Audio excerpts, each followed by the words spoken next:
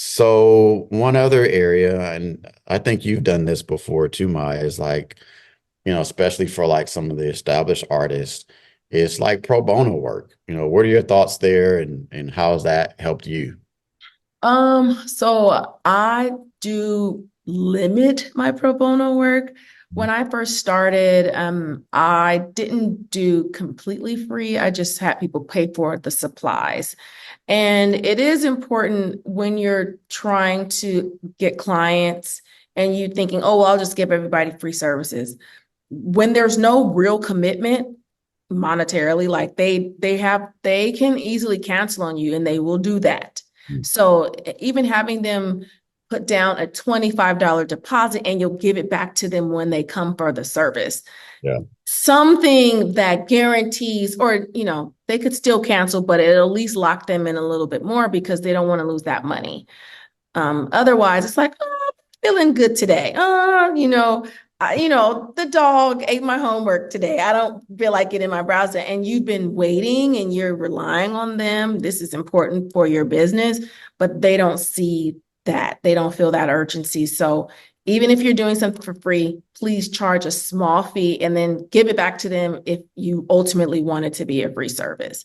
But it is necessary, especially say you do have, it's twofold. So if you're new and starting out, it's a great way to get people in the door because you don't really have a reputation yet. You're trying to establish it. So the more faces and the more people you have, the more examples of your technique and your skill that you have, the more people will entrust themselves to you. Yeah. Okay. And then as you get better and better, get trained more, then you can begin to raise your prices. And the higher your prices go, the more they expect from you, the higher level of skill, the higher level of customer service. It should also rise with the price. They need to rise together, not just my prices are going up, but your Yeah. customer service is down here. You're going to find that you're not going to have customers and then you're going to be lowering your prices. So it all needs to work together. But also for someone who is like maybe a little bit further. Oh my God, I lost my train of thought. I think you're going to say someone that's a little bit further along, established.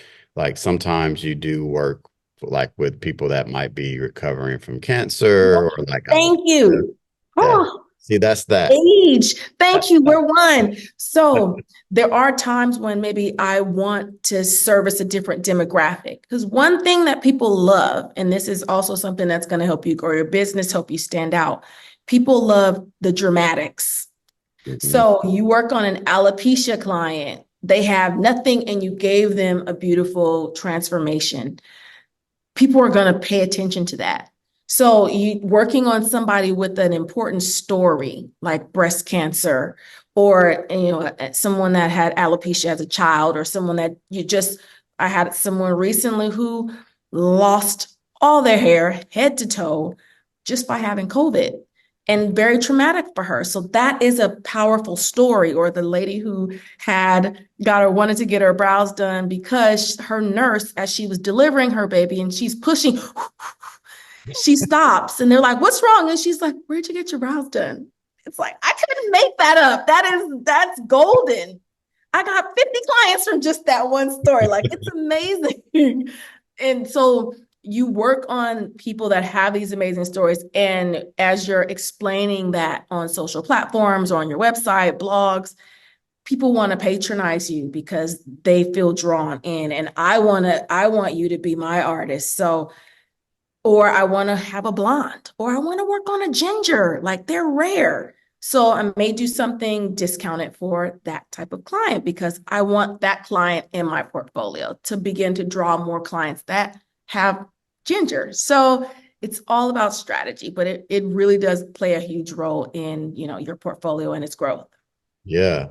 And I just had to jot something down that you just said, 'cause I want to double click on it because I think it's like super, super important. I hope people caught it is that there are client stories that are happening all the time. Yeah. And if you don't know the power of storytelling, you're missing out here because that's what gets people to take action. They have to hear a compelling story of like how someone's life has changed. And that's really what you're doing. You're not just, Mhm. on the surface creating these amazing brows. And you're doing that.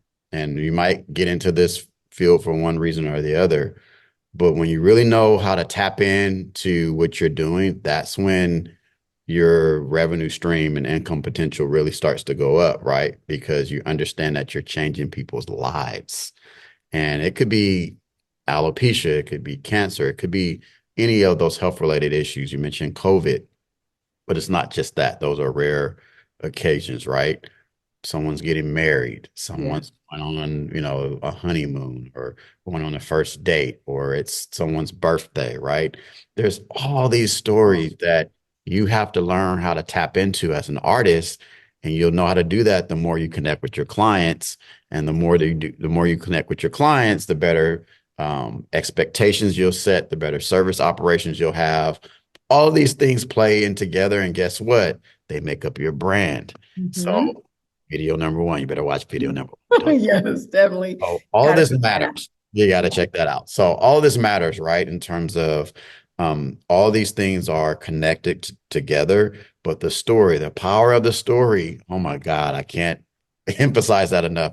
You have to know how to tap into that. But if you're just showing up to work and it's like, oh, I got to do this person's brows and Right. not And really don't feeling it. communicate, don't talk to them. You don't know anything about them. Yep. Lay down, work, and then Yeah. bye. Yeah, and I get it. I know sometimes, as artists, and I'm not an artist, so I have to, I speak carefully. He could be. He could But be. but you know, sometimes you do have those moments where it's just like you're zoned in on your work. You want to put your AirPods in and you're just working, right? But at some point, you do have to either at the start or at the middle or in the end. At some point, you do have to understand what you're doing for this person. And the more you understand that, the better you become and the more powerful you'll become as an artist, as a business owner, and you'll get more referrals and more people knocking at your door. So Absolutely. that's, I'm sorry, but that's gold. What I just said, that's gold. What you just Yeah. said is gold. And I hope people really understand that because there's a lot in that. And hopefully they take advantage of that free game, as people say. That's a lot that's in there. But Jamar, so just many other things that we could talk about. But I might pause here. What do you? okay, just let me just say this one part, tagging on to what you just said, because what you said was so good. But I instantly thought about, well, what about when you have bad experiences? Yeah, Maybe someone doesn't fully enjoy their brows. They want you to make edits, or something went wrong, their expectations weren't met, or they didn't know that it would look this way and it ended up, just whatever. Sometimes people are not happy. It happens to everyone. But when you have a really solid brand and you have really great customer service and you still make them feel like they're on a journey, and you're going to do what you can to make sure that they end up with either the brow that they want, or if it needs to be removed or whatever, but you want them to be made, feel good about their experience. That person is very unlikely that that person will leave you a bad review anywhere, or even yeah, still not refer you to other people. yeah, Like I've had, people say, well, it always changes after. Sometimes people get really nervous when they have the first session. They're like, it's so dark, it's so big. Oh my God. And then they message me like a week later and like, okay, I didn't realize that it was gonna, go through these phases, or you said it would, but I didn't believe you. And so then they end up, very happy. But in that period of time where they're like, really erratic and all nervous and scared, they're still not like bad mouthing me to other people. yeah, They're like, if she took care of me and she gave me this card, and on the card it says I was going to feel like this at day 5. And I feel like this at day 5. And so I guess I should feel better. But is this normal? Like it's on the card that day 5. So yeah.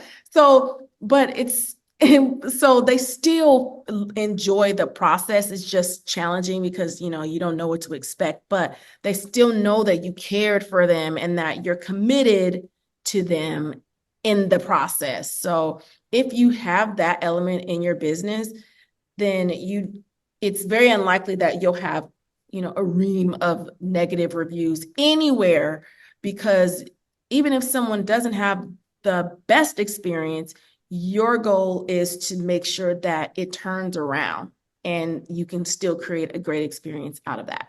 Yeah. So, Yeah, that's so uh, outstanding what you just said, and because it is, everything isn't going to be peaches and cream. Everything is not going to be sugar and spice, right? And so you have to know, as an artist, how you're feeling on that particular day when it is a rougher client, and how do you start to manage, those ranges of emotions and things that are happening in your studio or in your space, and how do you turn that around, right? And so again, you're still that person that's in control of the yes. situation, and you have to learn how to manage it. And we have a shameless plug, but we have a great class talking about managing client expectations.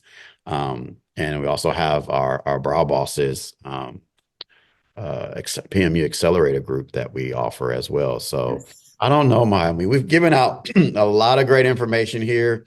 It's There's been, more that we can yeah. say about how to grow your clientele, not just with ads, not just with all these marketers out here. There's a Yes. whole other realm Yes. that's out there that I can confidently say that we've been able to do. We haven't personally run a lot of ads in the, several years that we've been in business, but we've been able to, manage and grow a successful permanent makeup studio.